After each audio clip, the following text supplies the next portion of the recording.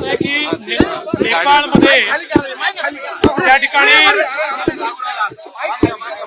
नेपाळमध्ये जी दुर्घटना झालेली आहे त्याच्यामध्ये आपल्या जळगाव जिल्ह्यातले लोक आहेत. सन्माननीय मुख्यमंत्री महोदयांनी चीफ सचिव सेक्रेटरींना सांगितलं आहे. माझी चीफ सेक्रेटरींची चर्चा झाली. चीफ सेक्रेटरींनी त्या ठिकाणी उत्तर प्रदेशच्या चीफ सेक्रेटरीशी बोलणं केलं आहे. बॉर्डरवर आपले जे यूपी उत्तर प्रदेशचे जे सगळे अधिकारी आहेत त्यांच्यासोबत चर्चा झालेली आहे. मिनिस्ट्री ऑफ एक्सटर्नल अफेअर्सची चर्चा झालेली आहे. आपली जी काही या ठिकाणी डिझास्टर मॅनेजमेंट रूम आहे त्याचं कोऑर्डिनेशन आपण करून दिलेलं आहे.